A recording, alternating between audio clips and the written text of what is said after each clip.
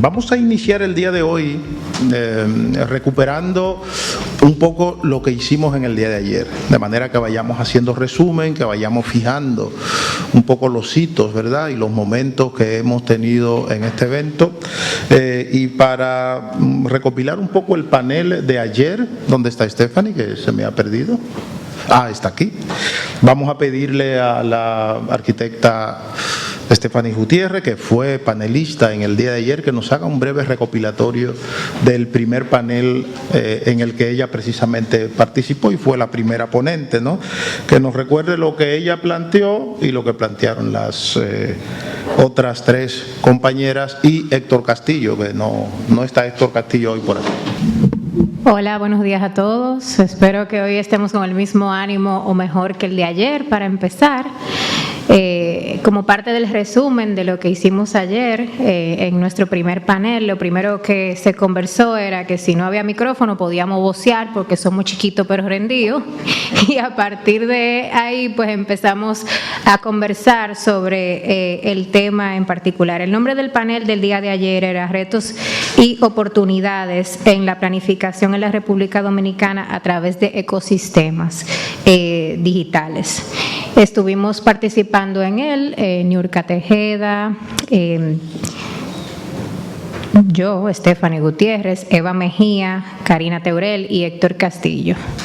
En ese orden, pues cada uno tuvo impresiones sobre lo que son los ecosistemas digitales y los retos de la planificación, empezando hablando sobre el tema normativo y cómo los ecosistemas digitales están basándose en ser la plataforma de línea base para crear normativas basadas en datos científicos. Esa fue parte de mi participación.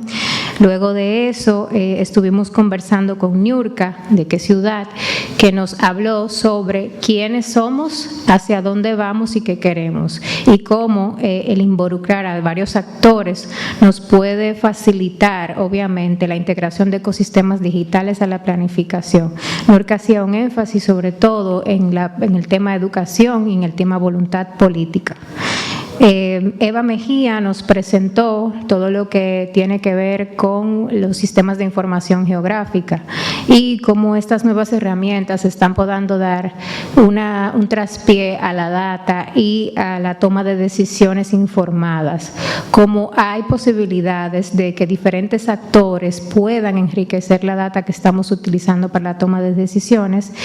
Y Karina nos habló sobre sistemas también que tienen la oportunidad de no solamente ser sistemas de captación de data, pero que además deben de ser accesibles de manera universal. Rescato de manera particular que los usuarios, sobre la exposición de Karina, los usuarios vienen en todas formas, ¿no? Y cada persona puede aportar algo de valor que agrega oportunidades a cualquier proceso de planificación. Entonces es nuestro deber, para poder obtener esa información, cómo nosotros presentamos esas herramientas de manera que sean obviamente entendibles por todo el público. Y finalmente tuvimos a Héctor Castillo, quien nos hablaba sobre, de manera muy particular, temas que trascendían desde lo que es la Estrategia Nacional de Desarrollo, las oportunidades que nos trae la nueva Ley de Ordenamiento Territorial y los deberes de los planificadores en esta nueva era digital en la que nos encontramos. Esperando que esto sea un recordatorio oportuno de todo lo que se habló en el día de ayer, yo rescato de manera muy particular un punto clave que fue repetitivo una y otra vez, y es el tema de la educación ciudadana, como parte del basamento de entender que nuestros derechos y nuestros deberes van directamente relacionados unos a otros y que nos corresponde a nosotros preparar a las nuevas generaciones, a las que vienen subiendo, a las futuras, para que entiendan el valor de esto y lo usen adecuadamente. Gracias.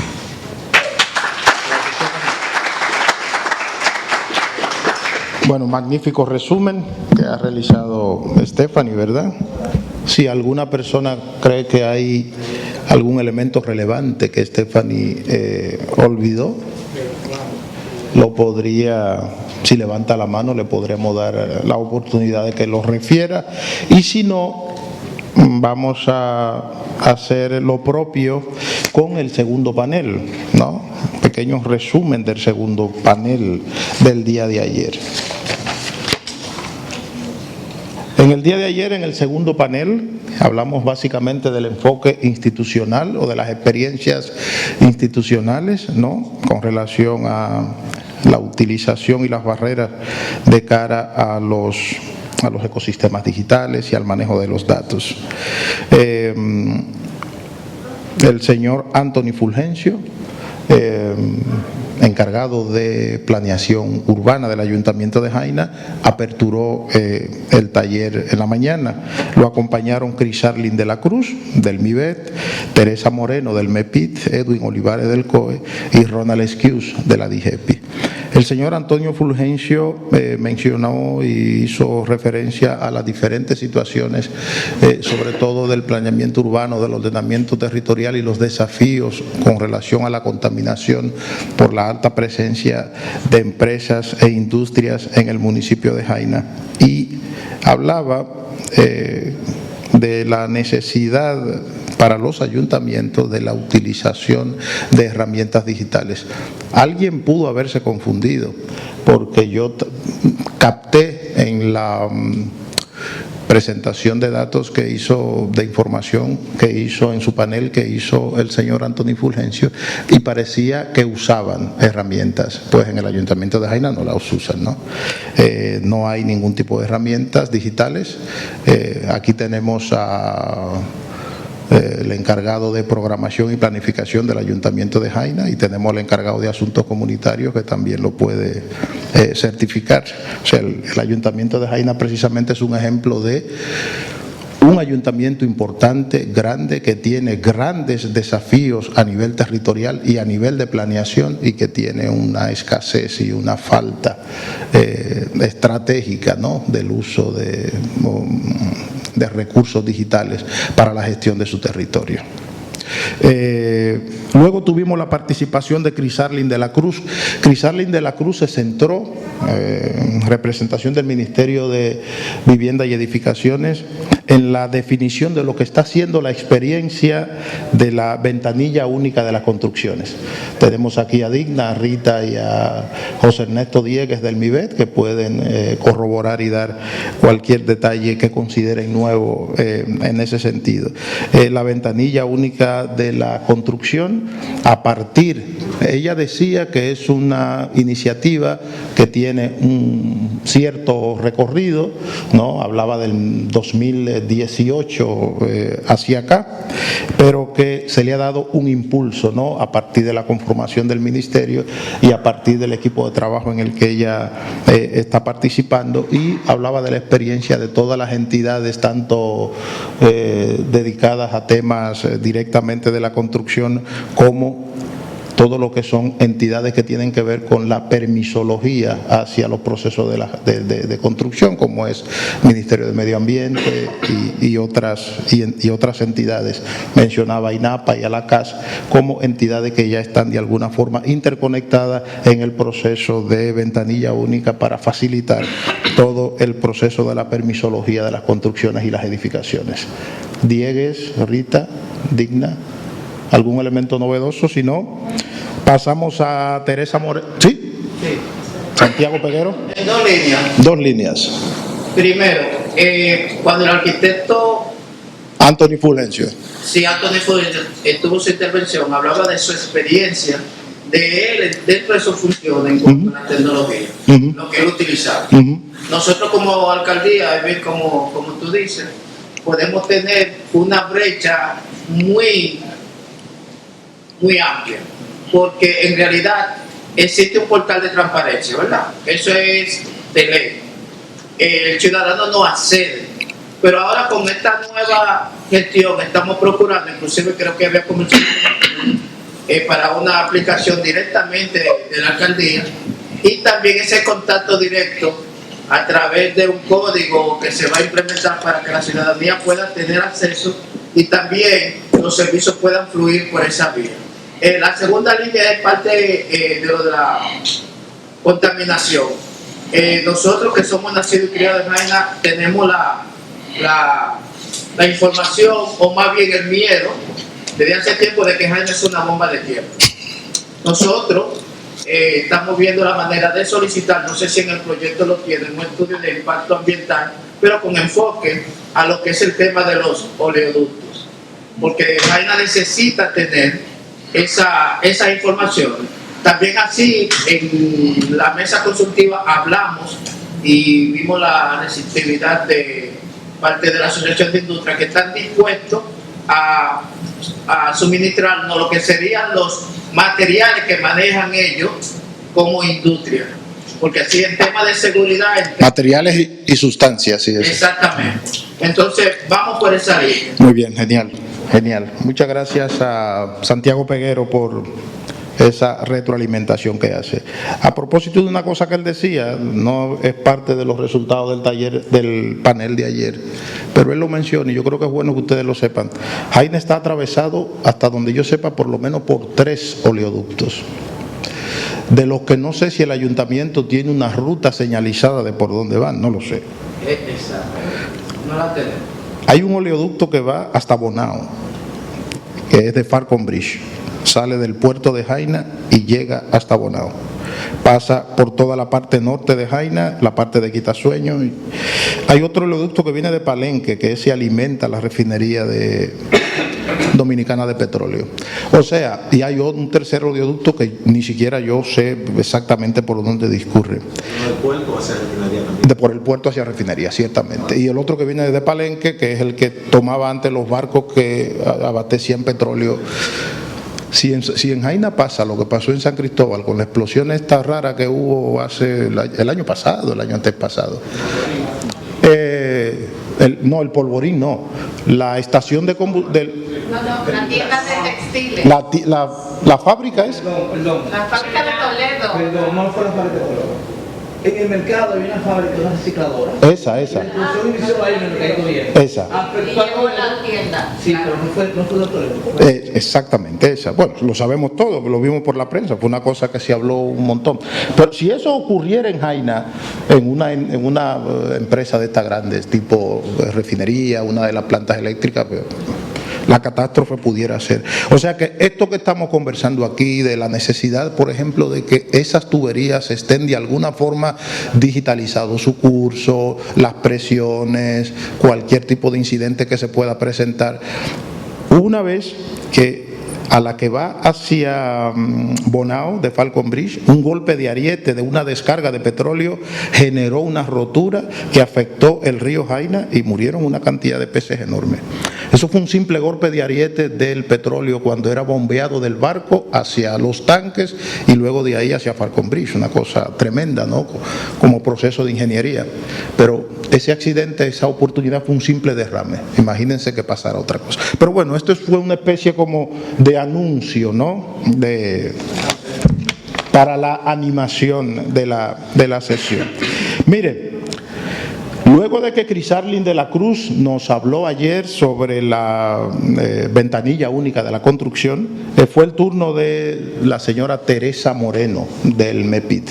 Teresa Moreno, hasta donde recuerde, se dedicó fundamentalmente a establecer lo que eran los parámetros que establece en el ordenamiento territorial la nueva ley 36822, que es la ley de ordenamiento territorial. Habló de que ya está en proceso muy adelantado el reglamento que va a hacer posible la efectiva implementación de la ley.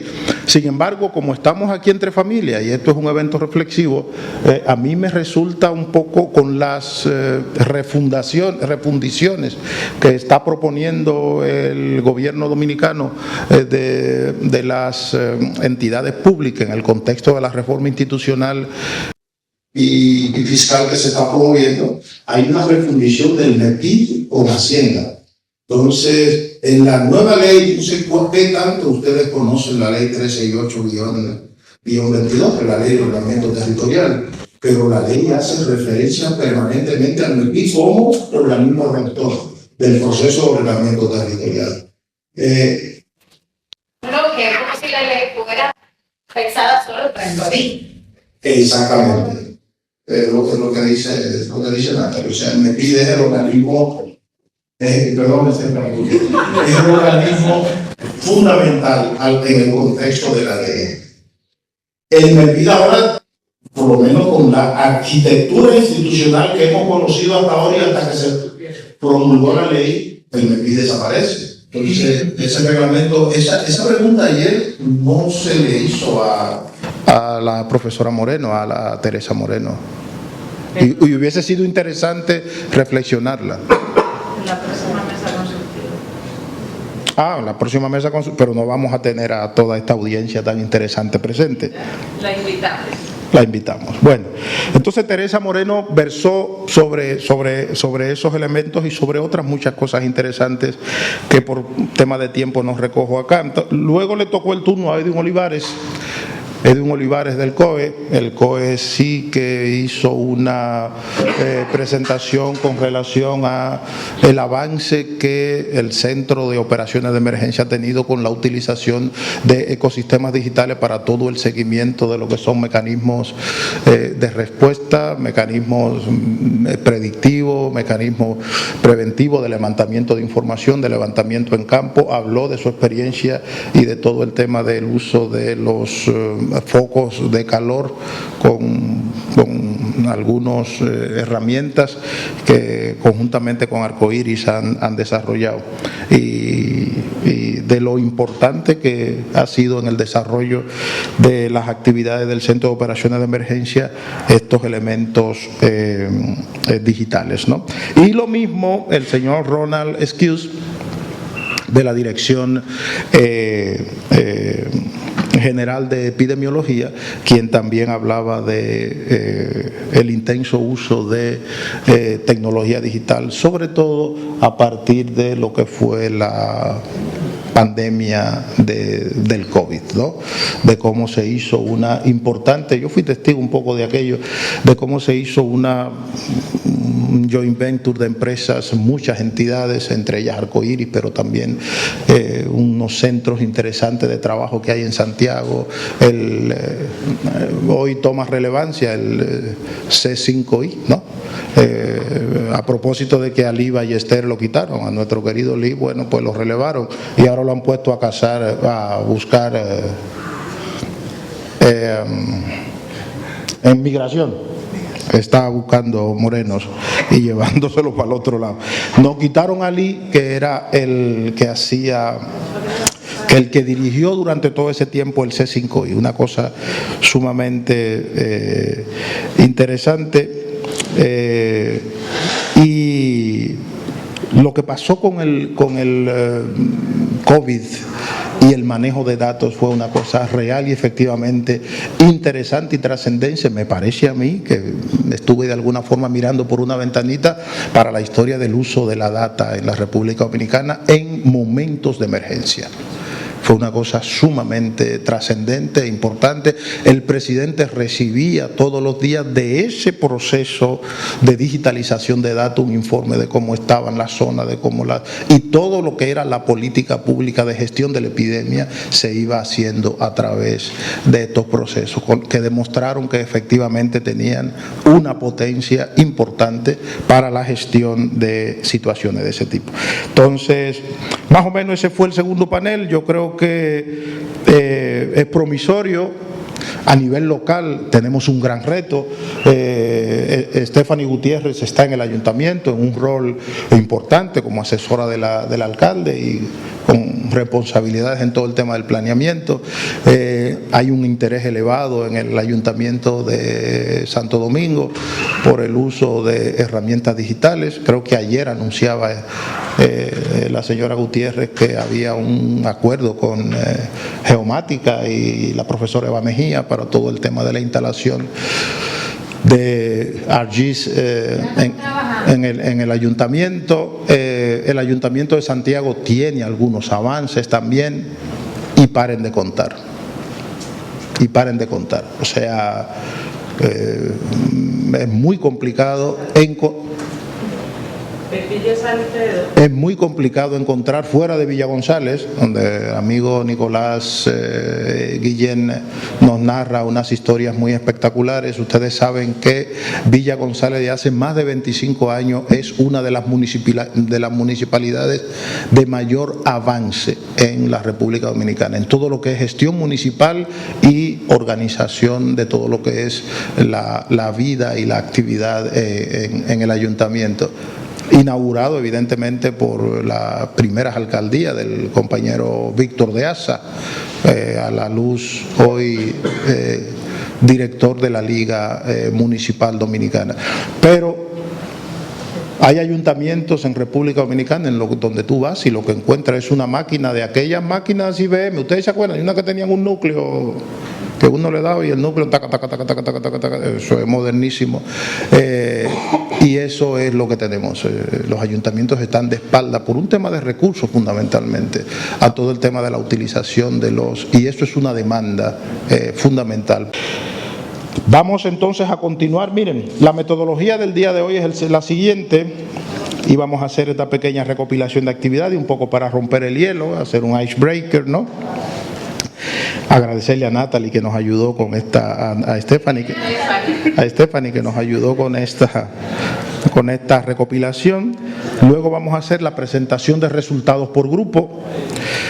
Vamos a hacer el panel de ordenamiento territorial, el panel de gestión de riesgo de desastre y por último el panel de participación ciudadana. Porque es que la persona que, bueno, llegó Natanael, pero la jovencita que tiene que hacer... Ya cambiamos. ¿Se cambió? Sí, ya tenemos. ¿Lo podemos poner de segundo entonces? ¿Ordenamiento territorial primero?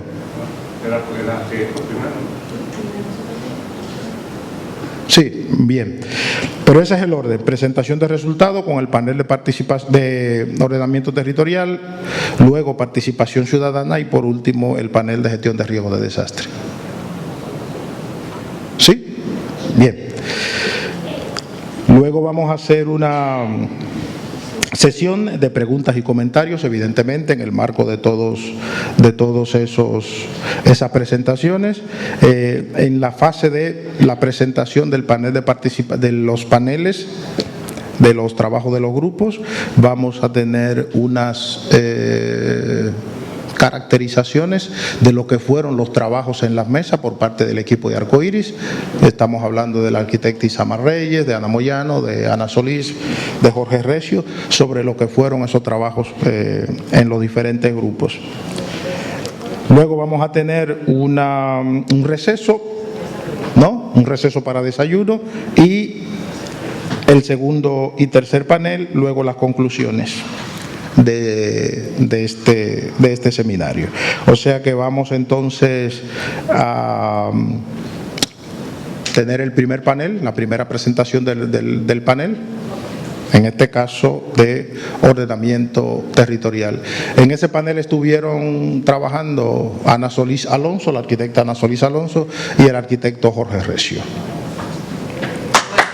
con un equipo amplio de participantes y participantas.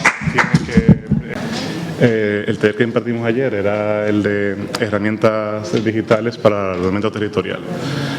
Lo dividimos en tres fases que tenían una serie de objetivos concretos que fuimos logrando pues, con todo el grupo. La idea más de todo era poder generar una interacción entre todo el que asistía al taller y nosotros. O sea, no era una especie de masterclass, era una especie de... Bueno, al final fue una enseñanza continua entre las personas y entre nosotros, ¿no? O sea que probablemente nos llevamos más nosotros información y más aprendizaje de la interacción de los equipos que lo que nosotros pudimos facilitar, que era la idea primordial de esto. Entonces, toda la parte de sílabo y toda la composición estaba en tres fases. La primera fase era la de la comprensión de los conceptos fundamentales del ordenamiento. Esto lo situamos mucho en el marco de la ley de ordenamiento territorial. Queríamos extraer unos conceptos clave para el entendimiento del territorio y luego establecer un caso de estudio en el cual aplicábamos esos conceptos. En la fase 2 ya empezamos a profundizar en todo lo que fuera, o sea, esos conceptos los llevábamos a la estructura y a la gobernanza de datos. Hacíamos un trabajo colaborativo con una serie de herramientas y de lluvia de ideas, un juego de rol donde cada mesa pues tenía que hacer como si fuera el ayuntamiento que necesitaba resolver una problemática que detectábamos específicamente en la parte de los conceptos urbanos, y estuvimos trabajando específicamente con el concepto del límite urbano, y todo esto pues, se ponía a prueba en un ejercicio pues, de todo el taller, que se trabajaba, se llevaba ese concepto de límite a una plataforma de ArcGIS. La tengo aquí. Y Ana, para que explique un poco esto. Esto está aquí. Esto es el ejercicio.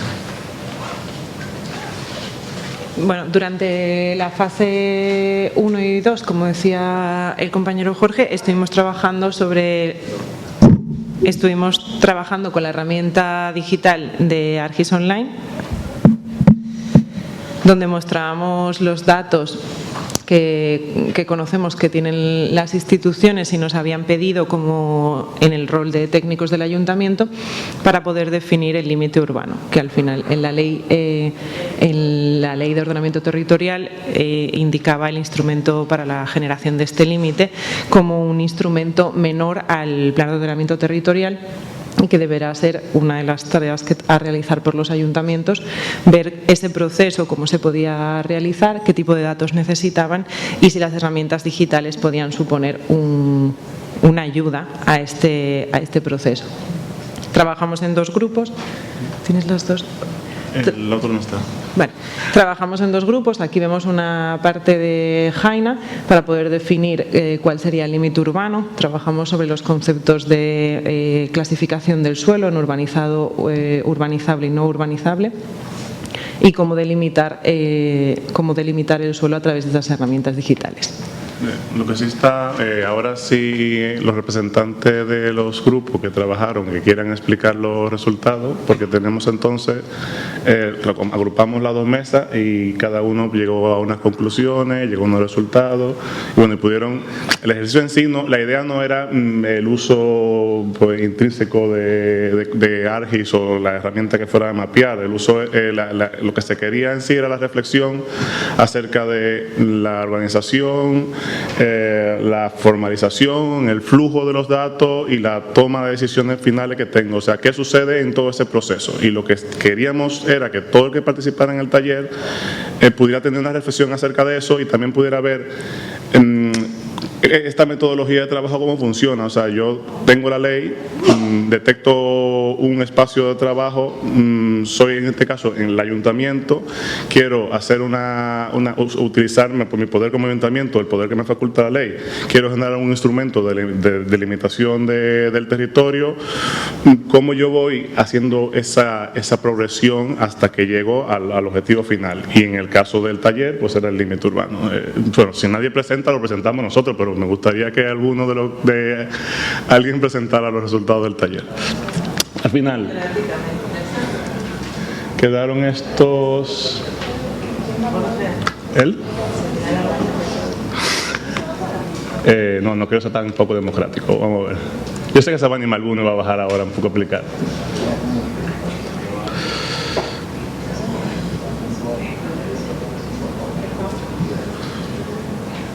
No baja nadie. Pero si están aquí.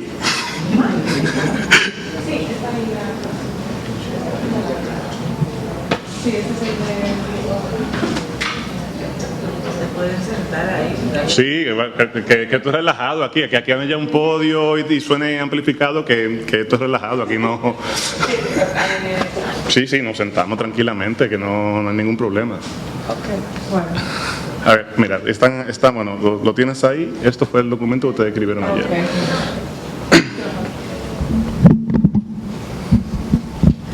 Bien, buenos días. Aquí estamos parte de la mesa 1 de del grupo 1 y nos tocó, bueno, revisar los límites, definir unos nuevos límites para esa franja de Bajos de Jaina. Entonces, nosotros partimos de la idea de que había ya un límite, que teníamos que observar ese límite y hacia dónde iba, o sea, cuál sería ese cambio. Entonces, lo que hicimos fue revisar el tejido, la evolución de ese tejido. Entendimos que la autopista 6 de noviembre era un límite físico que realmente identificaba dos dinámicas diferentes, o sea, entendíamos que Entonces no hay un... este era como el límite original, este pico que vemos aquí, y entonces calle Sánchez y bajaba aquí, y entonces entendíamos que esto ya se veía como una evolución de, o sea, esta parte de esta parte, y entendimos que la autopista 6 de noviembre definía un límite físico interesante ahí. ¿Tú quieres decir algo? Entonces vamos a ver las notas. La infraestructura mínima que solicita la ley para ser considerado urbano tiene la trama vial, densidad poblacional, infraestructura de servicios, esa zona que definimos ahí. La extensión del territorio, porque se había ampliado naturalmente hacia la autopista. Se considera la 6 de noviembre que puede servir como límite porque la dinámica del territorio cambia después hacia el norte. Y la zona industrial de abajo la excluimos porque no es compatible con lo urbano, con lo que definíamos como urbano. Ay, muchas gracias. ¿Puedo entonces pasar para atrás de nuevo? Pero no se ve. ¿Dónde está el...? Ah, vale. Ahí se puede darle Okay. Dale para atrás. Va atrás, sí.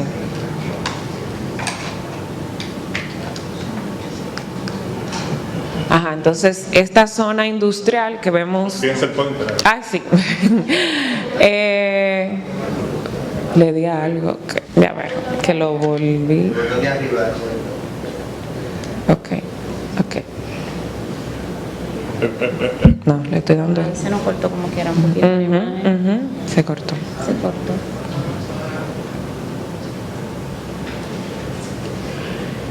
El puente, ¿cuál es? Es este de aquí. Mira. Ah, perfecto. ¿Lo aprietas este aquí? Ok.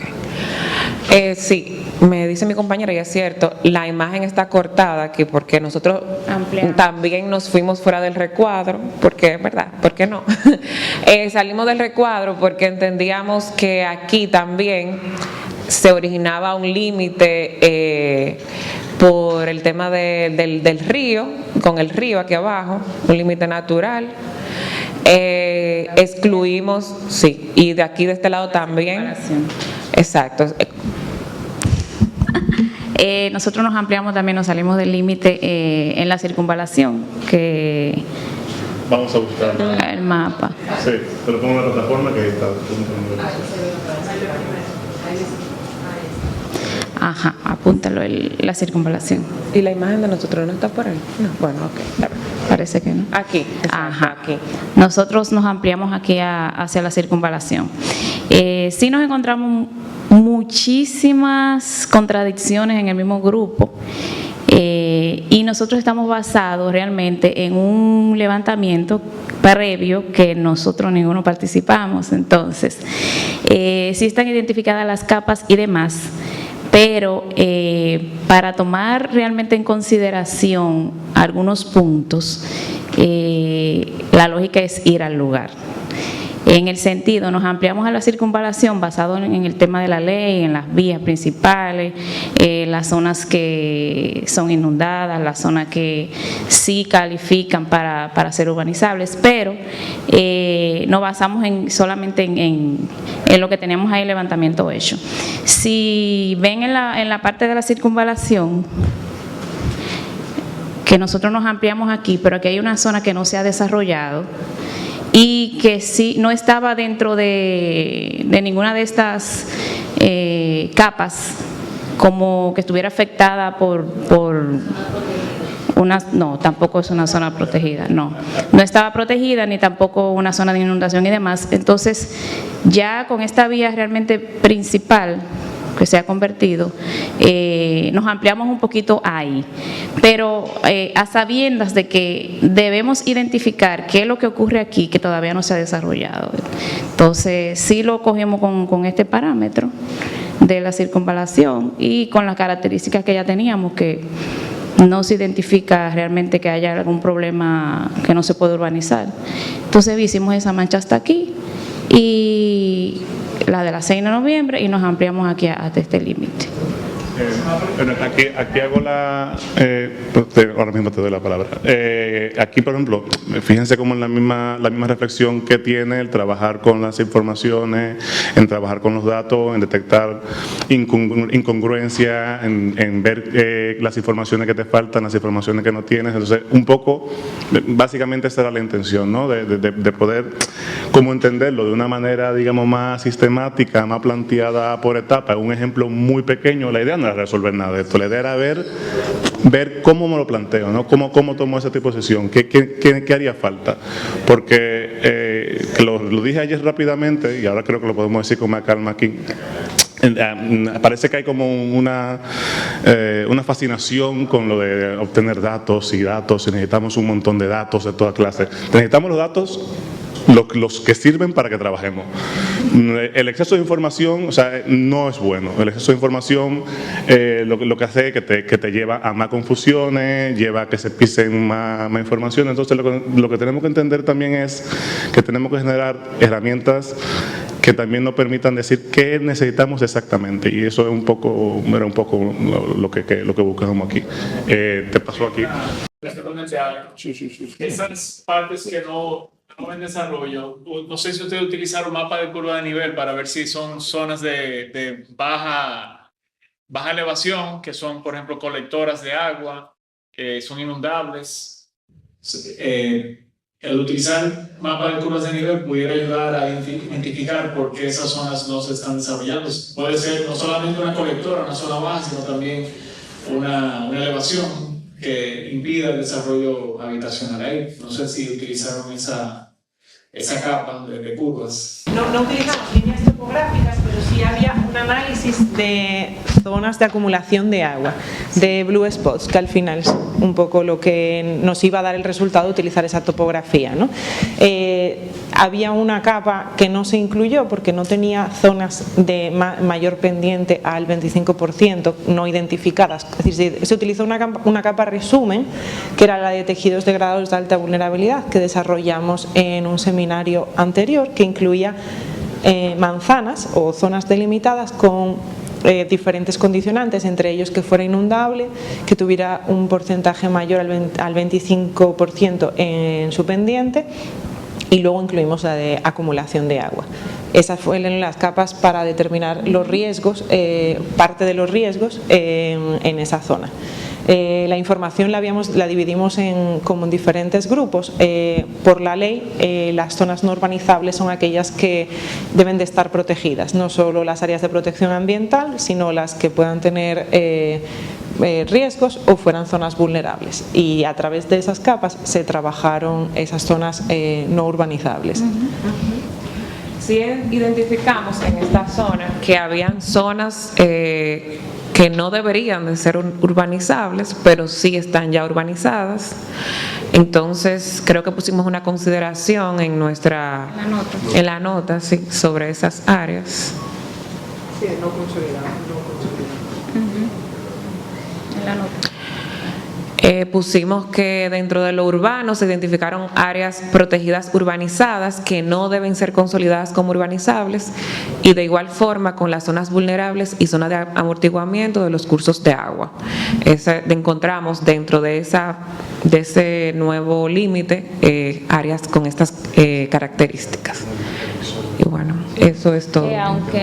Aunque ya están realmente urbanizables, legalmente, o sea, no podemos como ayuntamiento permitir que siga creciendo algo que no está correcto. Ya eso sería como una estrategia para ver cómo esas zonas se recuperan, porque realmente son zonas vulnerables que atentan contra la vida de las personas. Pues claro, a veces no lo pensamos, tenemos una conciencia humana que queremos resguardarnos, pero como que no medimos los peligros a los que estamos expuestos. Entonces, es difícil realmente trabajar con ese grupo de personas, porque no es solamente tratar de moverlos a otro lugar, explicándole la situación, donde se han dado casos, o sea, a nivel histórico, que las personas regresan. Entonces, ya hay un tema de conciencia, de ver cómo el Estado, porque no solamente el ayuntamiento, se va educando a la población desde cierta edad para que eso no siga pasando, o sea, porque eso es una historia de años y años, donde nos encontramos con estas zonas a nivel nacional. Y básicamente sí debemos de tener como ponerle los límites, porque si no se le pone límites va a seguir creciendo. Tiene 3 niveles, le ponen 4, van creciendo a los lados, le van haciendo un anexo y no están midiendo realmente cuáles son los peligros. Vamos al grupo 2. Trabajamos. ¿Sí? Sí. O peor aún, que tomen una casa para hacer una torre en un lugar que ya se inunda, que ya es vulnerable. O sea, eso no hace mucho sentido. Por ejemplo, Piantini, que es uno de los principales sectores del distrito, es inundable, tiene zonas de inundación y aún así se está haciendo mucha demolición de viviendas para construir torres. Eso debería reconsiderarse. Sí, por ejemplo, yo voy a decir que, por ejemplo, en Jaina, hay un sitio que dice que es una zona donde el ingeniero trabajaba y depositaba los desperdicios de la caña. Luego se rellenó y en ese sitio es habitable, hay muchas casas, pero por ahora aún el gobierno hizo una escuela en ese sitio donde el terreno es una bomba de tiempo.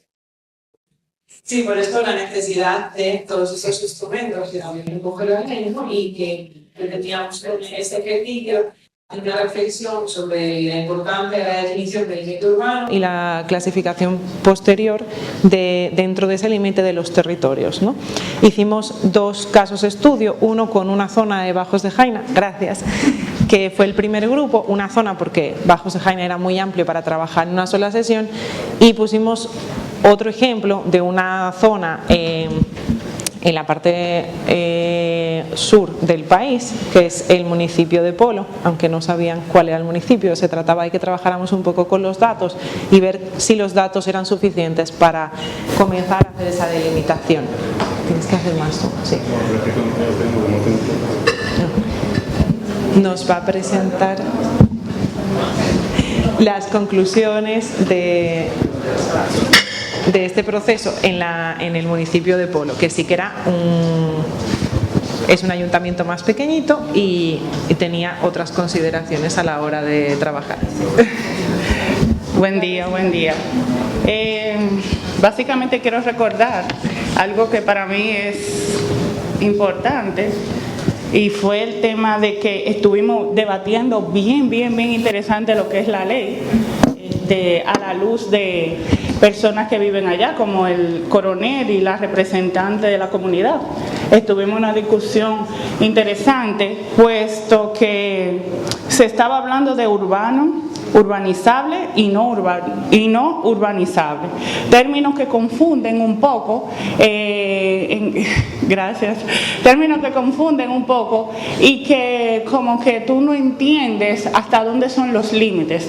Hay algunos límites que no están definidos, otros están más o menos definidos, no lo contempla la ley, no especifica los términos, entonces queda ambiguo. Y por ende entonces se tiende a no saber específicamente. Algo que también estuvimos debatiendo, y es el punto de que los dirigentes políticos tienen la última determinación de hasta dónde llevan los límites de cada municipio. Si es un municipio cabecera, a veces se va la ley a pique y lo determinan porque ellos son ayuntamientos. Entonces, ¿para qué tenemos ley si no se establecen las políticas? Entonces, esa parte para mí fue muy, muy importante y muy crítica. Con relación a la delimitación que nosotros estábamos viendo, es bien sabido que cuando se ejercen nuevas carreteras, la población tiende a urbanizar los linderos de la carretera. Entonces, nosotros estábamos viendo que toda la carretera se iba expandiendo de manera lineal junto con la población que ya estaba.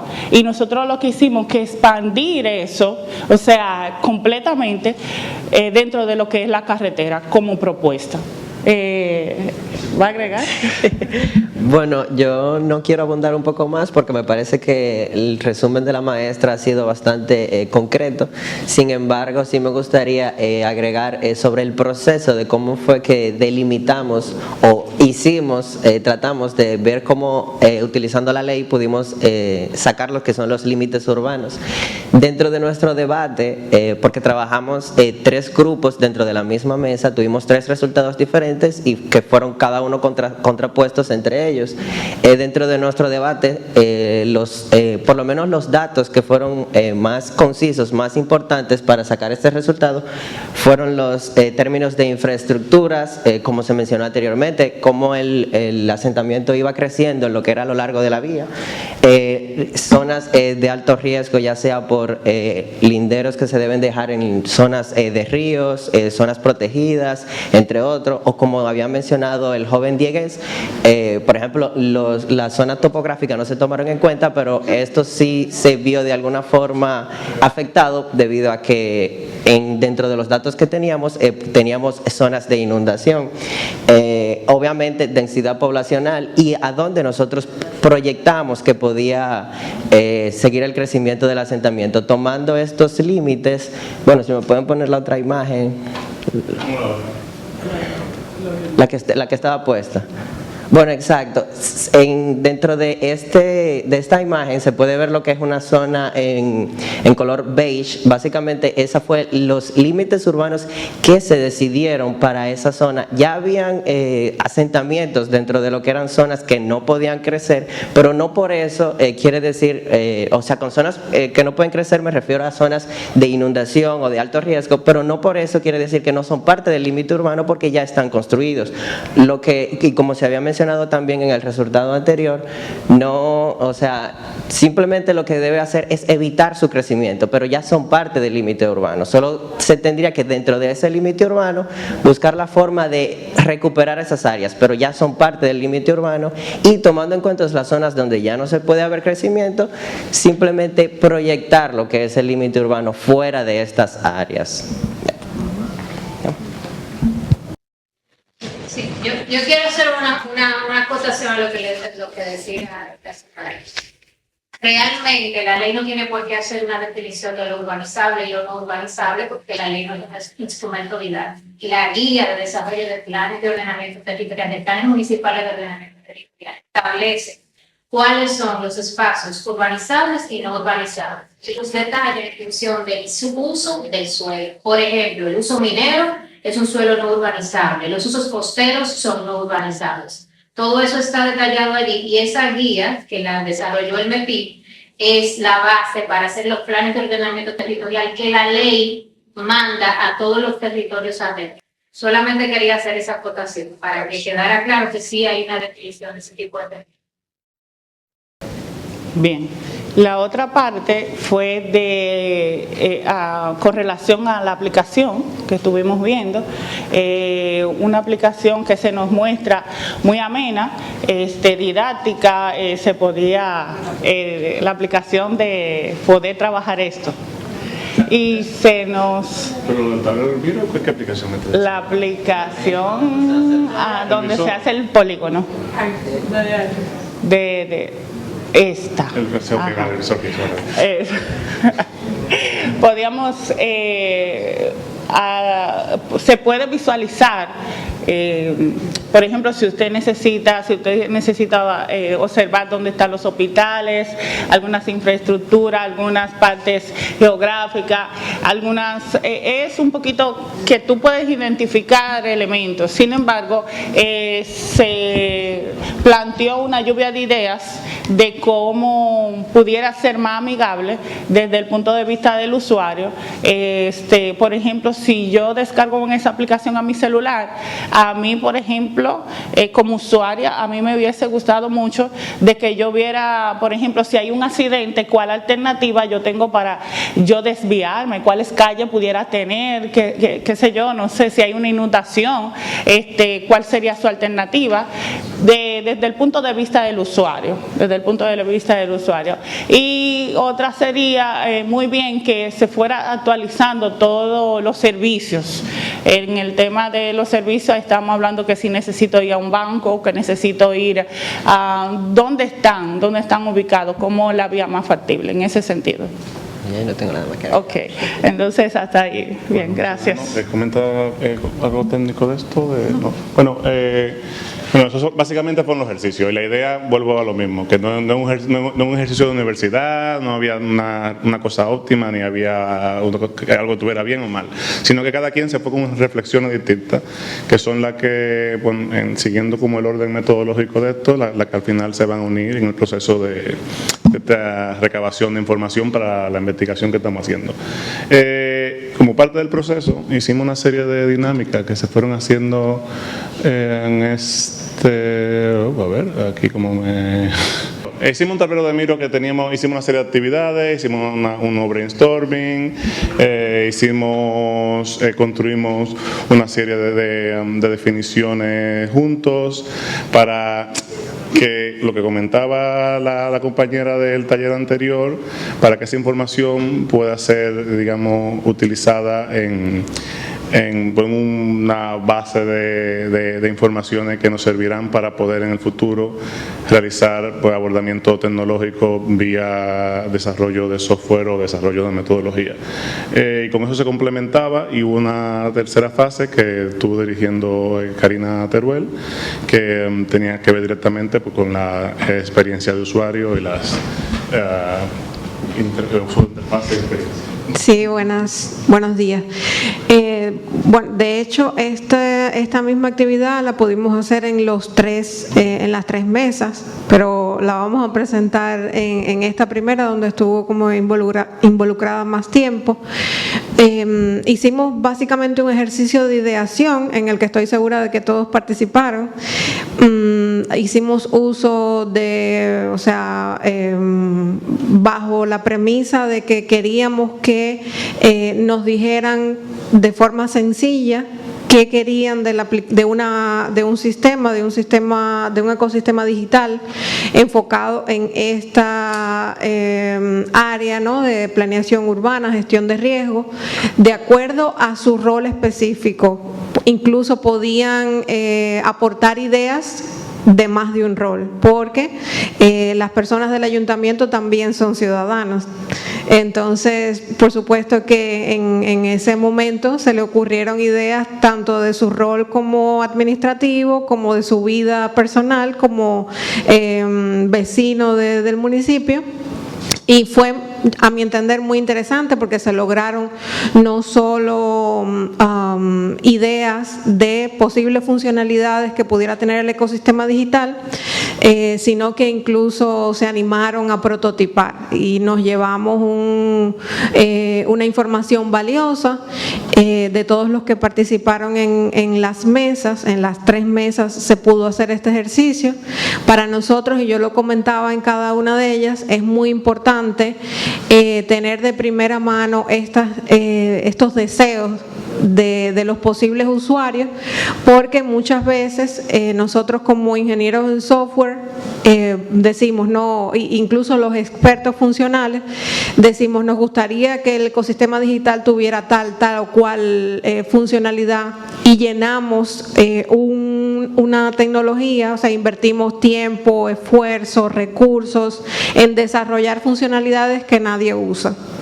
O sea, lo importante es tener de primera mano qué que los usuarios quieren y en función a eso poder priorizar en, digamos, diferentes versiones del sistema que vayan saliendo, cuáles son las características más importantes que deben tener y así irlo completando en función de las etapas del proyecto.